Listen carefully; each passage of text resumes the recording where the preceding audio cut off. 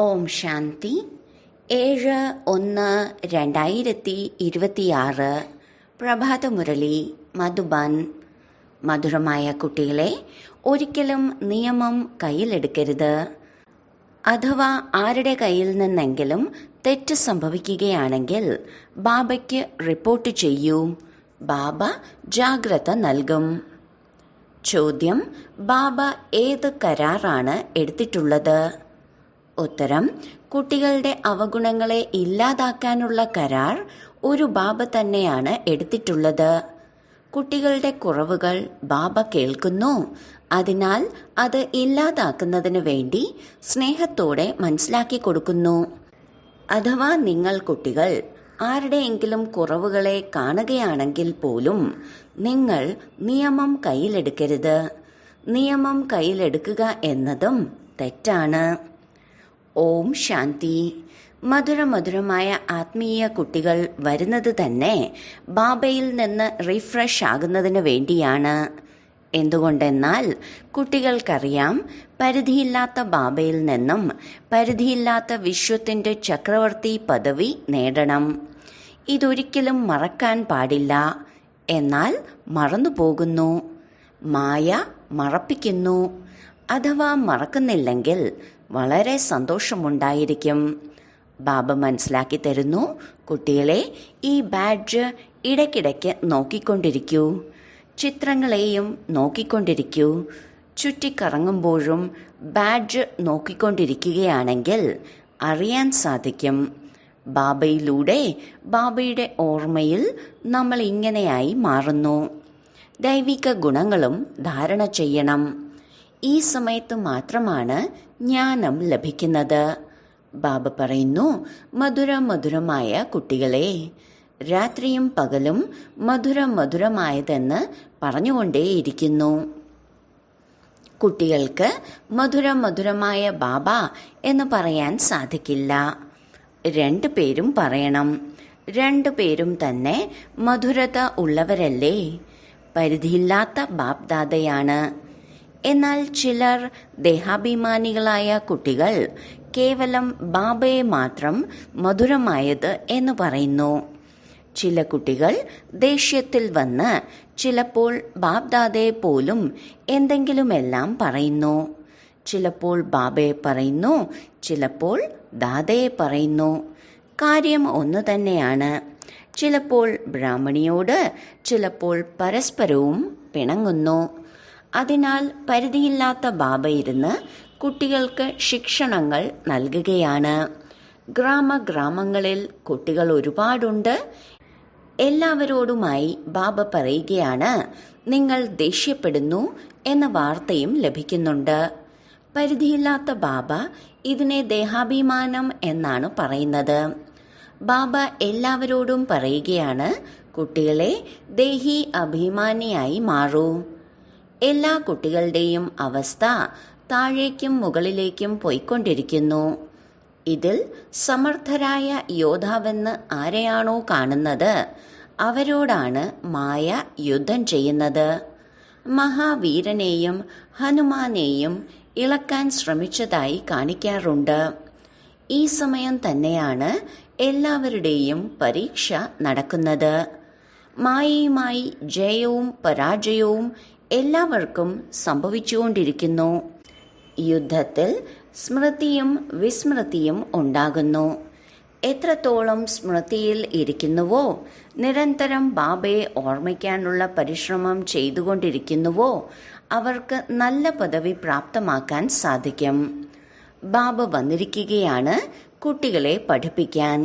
അതിനാൽ പഠിപ്പിച്ചുകൊണ്ടേയിരിക്കുന്നു. ശ്രീമതത്തിലൂടെ മാത്രം നടന്നുകൊണ്ടേയിരിക്കണം. ശ്രീമതത്തിലൂടെ നടക്കുമ്പോൾ മാത്രമാണ് ശ്രേഷ്ഠമായി മാറുന്നത്. ഇതിലാരോടും മോശമായി പിണങ്ങേണ്ട കാര്യമില്ല. പിണങ്ങുക അർത്ഥം ക്രോധിക്കുക. തെറ്റുകൾ എന്തെങ്കിലും ചെയ്യുകയാണെങ്കിൽ ബാബയുടെ അടുത്ത് റിപ്പോർട്ട് ചെയ്യണം. ആരോടും സ്വയം പറയേണ്ടതില്ല. അത് നിയമം കയ്യിലെടുക്കുന്നത് പോലെയാണ്. ഗവൺമെന്റ് നിയമം കയ്യിലെടുക്കുവാൻ അനുവദിക്കില്ല. ആരെങ്കിലും മുഷ്ടി കൊണ്ടിടിച്ചു എങ്കിൽ അവരെ തിരിച്ചിടിക്കാൻ പാടില്ല. വിവരം റിപ്പോർട്ട് ചെയ്യുകയാണെങ്കിൽ അവരുടെ പേരിൽ കേസുണ്ടാകും. ഇവിടെയും കുട്ടികൾ ഒരിക്കലും പരസ്പരം പറയരുത്. ബാബയോട് പറയൂ. എല്ലാവർക്കും ശിക്ഷണം നൽകുന്നത് ഒരു ബാബയാണ്. ബാബ വളരെ മധുരമായി യുക്തി പറഞ്ഞു തരും. മാധുര്യത്തോടു കൂടി ശിക്ഷണം നൽകും. ദേഹാഭിമാനത്തിലേക്ക് വരുന്നതിലൂടെ സ്വയത്തിൻ്റെ പദവി തന്നെയാണ് കുറയുന്നത്. നഷ്ടമുണ്ടാകേണ്ട ആവശ്യമെന്താണ്? എത്രത്തോളം സാധിക്കുന്നുവോ ബാബയെ വളരെ സ്നേഹത്തോടെ ഓർമ്മിച്ചുകൊണ്ടിരിക്കൂ. ആരാണോ വിശ്വത്തിൻ്റെ ചക്രവർത്തി പദവി നൽകുന്നത്, അങ്ങനെയുള്ള പരിധിയില്ലാത്ത ബാബയെ വളരെ സ്നേഹത്തോടുകൂടി ഓർമ്മിക്കൂ. ദൈവിക ഗുണങ്ങൾ മാത്രം ധാരണ ചെയ്യണം. ആരെയും നിന്ദിക്കരുത്. ദേവതകൾ ആരെയെങ്കിലും നിന്ദിക്കാറുണ്ടോ? പല കുട്ടികൾക്കും നിന്ദിക്കാതിരിക്കാൻ സാധിക്കില്ല. നിങ്ങൾ ബാബയോട് പറയൂ. എന്നാൽ ബാബ വളരെ സ്നേഹത്തോടു കൂടി മനസ്സിലാക്കി തരും. ഇല്ലെങ്കിൽ സമയം പാഴാക്കുകയാണ്. നിന്ദിക്കുന്നതിനേക്കാളും ബാബയെ ഓർമ്മിക്കുകയാണെങ്കിൽ വളരെ വളരെ നേട്ടമുണ്ടായിരിക്കും. ആരോടും തർക്കിക്കാൻ പോകാതിരിക്കുന്നതാണ് നല്ലത്. നിങ്ങൾ കുട്ടികൾ ഹൃദയം കൊണ്ട് മനസ്സിലാക്കുന്നുണ്ട് നമ്മൾ പുതിയ ലോകത്തിൻ്റെ ചക്രവർത്തി പദവി സ്ഥാപിക്കുകയാണ് എന്ന്. ഉള്ളിൻ്റെ ഉള്ളിൽ എത്ര ലഹരി ഉണ്ടായിരിക്കണം. മുഖ്യമായത് ഓർമ്മയും ദൈവിക ഗുണങ്ങളുമാണ്. കുട്ടികൾ ചക്രത്തെയും ഓർമ്മിക്കാറുണ്ട്. അതിനാൽ അത് സഹജമായി തന്നെ ഓർമ്മ വരും. 84 ജന്മത്തിൻ്റെ ചക്രമല്ലേ. നിങ്ങൾക്ക് സൃഷ്ടിയുടെ ആദിമധ്യ അന്ത്യത്തെക്കുറിച്ചും കാലാവധിയെക്കുറിച്ചും അറിയാം. പിന്നീട് മറ്റുള്ളവർക്കും വളരെ സ്നേഹത്തോടുകൂടി പരിചയം കൊടുക്കണം. പരിധിയില്ലാത്ത ബാബ നമ്മളെ വിശ്വത്തിൻ്റെ അധികാരികളാക്കി മാറ്റുകയാണ്. രാജയോഗം പഠിപ്പിക്കുകയാണ്. വിനാശവും മുന്നിൽ നിൽക്കുന്നുണ്ട്. പുതിയ ലോകം സ്ഥാപിക്കപ്പെടുന്നത് സംഗമയുഗത്തിലാണ്. പിന്നീട് പഴയ ലോകം ഇല്ലാതാകുന്നു. ബാബ കുട്ടികളോട് ശ്രദ്ധിക്കാൻ പറയുന്നു. സ്മരിച്ച് സ്മരിച്ച് സുഖം പ്രാപ്തമാക്കൂ. എങ്കിൽ ശരീരത്തിൻ്റെ എല്ലാ കലഹക്ലേശങ്ങളും പകുതി കൽപ്പത്തിലേക്ക് ഇല്ലാതാകും.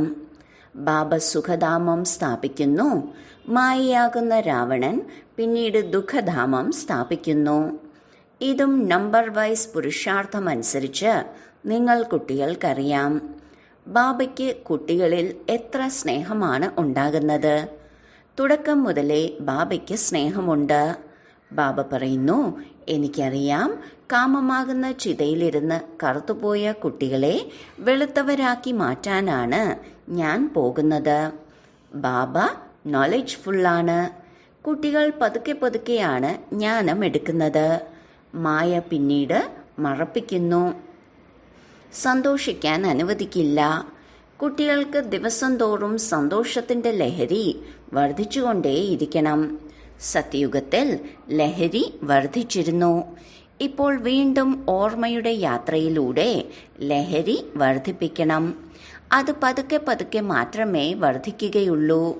ജയവും പരാജയവും സംഭവിച്ച് പിന്നീട് നമ്പർ വൈസ് പുരുഷാർത്ഥമനുസരിച്ച് കൽപ്പം മുമ്പത്തെ പോലെ പദവി പ്രാപ്തമാക്കും. കൽപ്പകൽപ്പം എത്ര സമയമെടുത്തോ അത്ര തന്നെയാണ് എടുക്കുക. കൽപ്പകൽപ്പം പാസ്സാകുന്നവർ തന്നെയായിരിക്കും ഇപ്പോഴും പാസ്സാകുക. ബാബ്ദാദ സാക്ഷിയായി കുട്ടികളുടെ അവസ്ഥ കണ്ട് മനസ്സിലാക്കി തന്നുകൊണ്ടിരിക്കുന്നു. പുറത്തുള്ള സെന്ററുകളിലെല്ലാം വസിക്കുന്നവർക്ക് ഇത്രയും റിഫ്രഷ് ആകാൻ സാധിക്കില്ല. സെന്ററിൽ നിന്ന് പിന്നീട് പുറത്തുള്ള അന്തരീക്ഷത്തിലേക്ക് പോകുന്നു. അതിനാൽ ഇവിടെ കുട്ടികൾ വരുന്നത് തന്നെ റീഫ്രഷ് ആകാനാണ്. ബാബ എഴുതുന്നുമുണ്ട്, എല്ലാ പരിവാരത്തിലുള്ളവർക്കും സ്നേഹസ്മരണകൾ നൽകൂ എന്ന്. ഒന്ന് പരിധിയുള്ള അച്ഛനും മറ്റൊന്ന് പരിധിയില്ലാത്ത അച്ഛനും. ബാബയുടെയും ദാദയുടെയും വളരെയധികം സ്നേഹമുണ്ട്. എന്തുകൊണ്ടെന്നാൽ കൽപ്പകൽപ്പം മധുരതയോടെ സേവനം ചെയ്യുന്നു. അതും വളരെ സ്നേഹത്തോടെ ചെയ്യുന്നു. ഉള്ളിൽ ദയ തോന്നുന്നു. പഠിക്കുന്നില്ലെങ്കിൽ, നല്ല പെരുമാറ്റമില്ലെങ്കിൽ, ശ്രീമത്തിലൂടെ നടക്കുന്നില്ലെങ്കിൽ ദയ തോന്നുന്നു. ഇവർ കുറഞ്ഞ പദവി മാത്രമേ പ്രാപ്തമാക്കുകയുള്ളൂ എന്ന്. അല്ലാതെ ബാബയ്ക്ക് എന്ത് ചെയ്യാൻ സാധിക്കും? അവിടെയും ഇവിടെയും വസിക്കുന്നതിൽ ഒരുപാട് വ്യത്യാസമുണ്ട്. എന്നാൽ എല്ലാവർക്കും ഇവിടെ വന്ന് താമസിക്കാൻ സാധിക്കില്ല. കുട്ടികൾ വർദ്ധിച്ചുകൊണ്ടിരിക്കുന്നു, സൗകര്യങ്ങളും ചെയ്തുകൊണ്ടിരിക്കുന്നു. ഇതും ബാബ മനസ്സിലാക്കി തന്നിട്ടുണ്ട്. ഈ ആബു വളരെ വലിയ തീർത്ഥസ്ഥാനമാണ്. ബാബ പറയുന്നു, ഞാൻ ഈ ആബുവിൽ വന്നാണ് മുഴുവൻ സൃഷ്ടിയെയും 5 തത്വങ്ങൾ സഹിതം എല്ലാവരെയും പവിത്രമാക്കി മാറ്റുന്നത്. എത്ര സേവനമാണ്! ഒരു ബാബ മാത്രമാണ് എല്ലാവരുടെയും സദ്ഗതി ചെയ്യുന്നത്. അതും ഒരുപാട് തവണ ചെയ്തിട്ടുണ്ട്.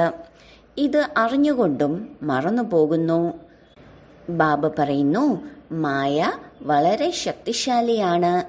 പകുതി കൽപ്പം മായയുടെ രാജ്യമായിരുന്നു. മായ തോൽപ്പിക്കുന്നു. പിന്നീട് ബാബ വന്ന് എഴുന്നേൽപ്പിച്ച് നിർത്തുന്നു. ഒരുപാട് എഴുതുന്നുണ്ട്, ബാബ ഞങ്ങൾ വീണുപോയി. അപ്പോൾ ബാബ പറയും, ശരി, ഇനി വീഴരുത്. വീണ്ടും വീണു പോകുന്നു. വീണുപോയി കഴിഞ്ഞാൽ പിന്നെ കയറുന്നത് തന്നെ ഉപേക്ഷിക്കുന്നു. എത്ര മുറിവേൽക്കുകയാണ്! എല്ലാവർക്കും പറ്റുന്നു. എല്ലാത്തിൻ്റെയും ആധാരം പഠിപ്പിലാണ്. പഠിപ്പിൽ യോഗവുമുണ്ട്. ഇന്നയാൾ എന്നെ ഈ കാര്യം പഠിപ്പിക്കുകയാണ്. ഇപ്പോൾ നിങ്ങൾ മനസ്സിലാക്കുന്നു, ബാബ നമ്മളെ പഠിപ്പിക്കുകയാണ്. ഇവിടെ നിങ്ങൾ ഒരുപാട് റിഫ്രഷ് ആകുന്നു. മഹിമയുമുണ്ട്. നമ്മളെ നിന്ദിക്കുന്നവർ ആരാണെങ്കിലും അവർ നമ്മുടെ മിത്രം തന്നെയാണ്. ഭഗവാന്റെ വാക്കുകളാണ്, എന്നെ ഒരുപാട് ഗ്ലാനി ചെയ്തിട്ടുണ്ട്, എന്നിട്ടും ഞാൻ വന്ന് മിത്രമാക്കി മാറ്റുന്നു. എത്രയാണ് നിന്ദിക്കുന്നത്? എങ്കിലും ബാബ വന്ന് മനസ്സിലാക്കുന്നു, എല്ലാവരും എൻ്റെ കുട്ടികളാണ്. എനിക്ക് എത്രയാണ് കുട്ടികളോട് പ്രീതിയുള്ളത്. നിന്ദിക്കുക എന്നത് നല്ലതല്ല. ഈ സമയം വളരെയധികം ശ്രദ്ധിക്കണം. ഭിന്ന ഭിന്ന അവസ്ഥകളുള്ള കുട്ടികളാണ് ഉള്ളത്.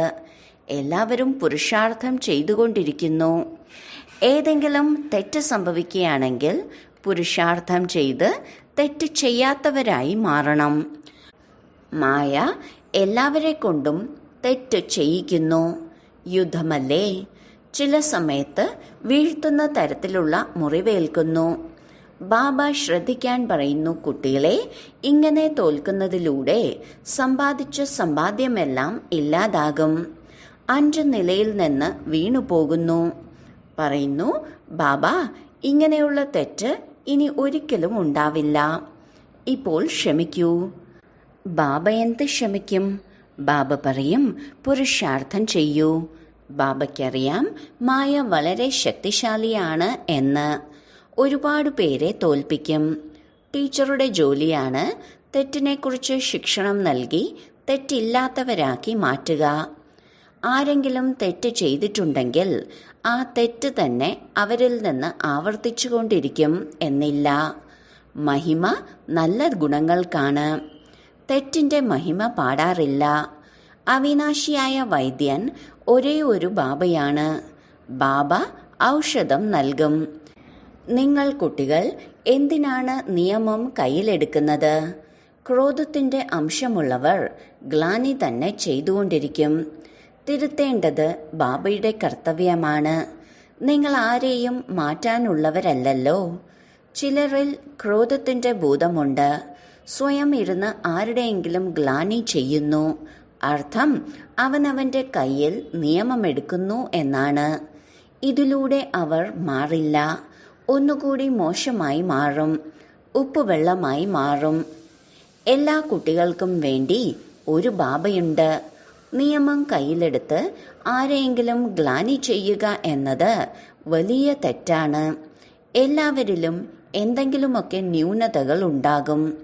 എല്ലാവരും സമ്പൂർണമായി മാറിയിട്ടില്ല. എല്ലാവരും ശ്രീമത്തിലൂടെ പരിവർത്തനപ്പെട്ടുകൊണ്ടിരിക്കുകയാണ്. അവസാനമാണ് സമ്പൂർണമായി മാറേണ്ടത്. ഈ സമയം എല്ലാവരും പുരുഷാർത്ഥികളാണ്. ബാബ സദാ അചഞ്ചലമായി ഇരിക്കുന്നു. കുട്ടികൾക്ക് സ്നേഹത്തോടുകൂടി ശിക്ഷണം നൽകിക്കൊണ്ടിരിക്കുന്നു. ശിക്ഷണം നൽകുക എന്നത് ബാബയുടെ കർത്തവ്യമാണ്. പിന്നീട് ആ ശിക്ഷണപ്രകാരം നടക്കുകയും നടക്കാതിരിക്കുകയും ചെയ്യുന്നത് അവരുടെ ഭാഗ്യം. എത്ര പദവിയാണ് കുറഞ്ഞു പോകുന്നത്. ശ്രീമത്തിലൂടെ നടക്കാത്തത് കാരണം എന്തെങ്കിലും തെറ്റ് ചെയ്യുകയാണെങ്കിൽ പദവി ഭ്രഷ്ടമായി പോകും. മനസ്സ് ഉള്ളിൽ കുത്തിക്കൊണ്ടിരിക്കും. നമ്മൾ ഈ തെറ്റ് ചെയ്തു, നമുക്ക് ഒരുപാട് പരിശ്രമിക്കേണ്ടി വരുന്നു. ആരുടെയെങ്കിലും അവഗുണങ്ങൾ കാണുകയാണെങ്കിൽ ബാബയ്ക്ക് കേൾപ്പിക്കണം. എല്ലാവരെയും കേൾപ്പിക്കുന്നത് ദേഹാഭിമാനമാണ്. ബാബയെ ഓർമ്മിക്കുന്നില്ല. അവ്യഭിചാരിയായി മാറണമല്ലോ. ഒരാളെ കേൾപ്പിക്കുകയാണെങ്കിൽ അവർ പെട്ടെന്ന് തന്നെ പരിവർത്തനപ്പെടും. പരിവർത്തനപ്പെടുത്തുന്നത് ഒരു ബാബയാണ്. ബാക്കി എല്ലാവരും പരിവർത്തനപ്പെടാത്തവരാണ്. എന്നാൽ മായ തല തിരിക്കുന്നു. ബാബ ഒരു വശത്തേക്ക് മുഖം തിരിപ്പിക്കുന്നു, മായ പിന്നീട് തൻ്റെ വശത്തേക്ക് തിരിപ്പിക്കുന്നു. ബാബ വന്നിരിക്കുന്നത് തന്നെ പരിവർത്തനപ്പെടുത്തി മനുഷ്യനിൽ നിന്ന് ദേവതയാക്കി മാറ്റാനാണ്. ബാക്കി എല്ലായിടത്തും ചെന്ന് ആരുടെയെങ്കിലും പേര് മോശമാക്കി മാറ്റുക എന്നത് നിയമവിരുദ്ധമാണ്. നിങ്ങൾ ശിവബാബയെ ഓർമ്മിക്കൂ. തീരുമാനവും ബാബയുടെ അടുത്തല്ലേ ഉള്ളത്. കർമ്മത്തിൻ്റെ ഫലവും ബാബയാണ് നൽകുന്നത്. ഡ്രാമയിലുണ്ടെങ്കിൽ ആരുടെയെങ്കിലും പേര് എടുത്തു പറയണമല്ലോ. ബാബ കുട്ടികൾക്ക് എല്ലാ കാര്യങ്ങളും മനസ്സിലാക്കി തന്നുകൊണ്ടിരിക്കുന്നു. നിങ്ങൾ എത്ര ഭാഗ്യശാലികളാണ്.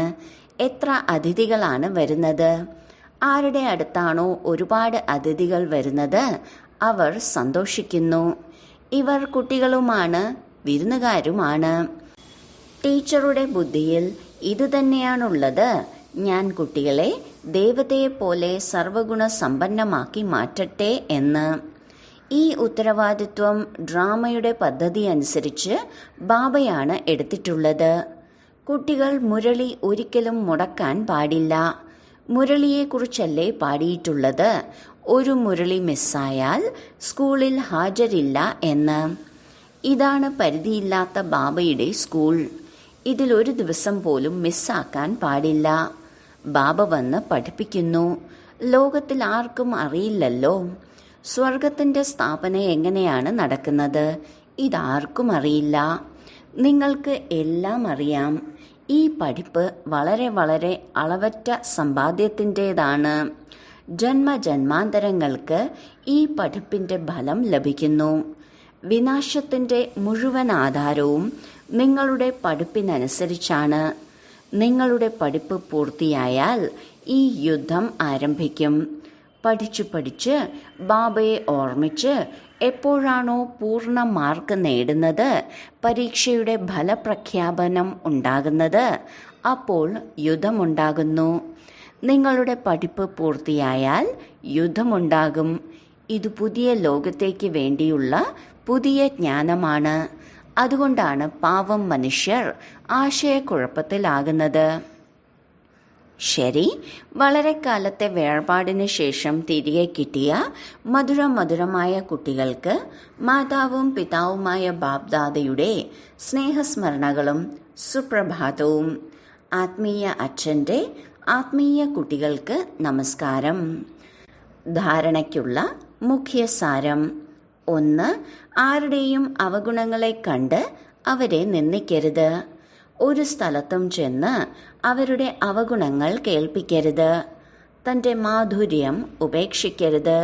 ക്രോധത്തിൽ വന്ന് ആരെയും നേരിടരുത്. 2. എല്ലാവരെയും നേരെയാക്കുന്നത് ഒരു ബാബയാണ്. അതിനാൽ ഒരു ബാബയോട് തന്നെ എല്ലാം കേൾപ്പിക്കണം. അവ്യഭിചാരിയായി മാറണം. മുരളി ഒരിക്കലും മുടക്കരുത്. വരദാനം: സദാ കൂട്ടുകെട്ടിൻ്റെ സ്മൃതിയും സാക്ഷിസ്ഥിതിയുടെ അനുഭവവും ചെയ്യുന്ന ശിവമയി ശക്തി കമ്പൈൻഡ് സ്വരൂപമായി ഭവിക്കട്ടെ. എങ്ങനെയാണോ ശരീരവും ആത്മാവും രണ്ടും ഒപ്പമൊപ്പമായിട്ടുള്ളത്, ഏതുവരെ ഈ സൃഷ്ടിയിൽ പാർട്ടുണ്ടോ അതുവരെ വേറെയാകില്ല. അതുപോലെ ശിവനും ശക്തിയും ഇത്രയും അഗാധമായ സംബന്ധമാണ് ഉള്ളത്.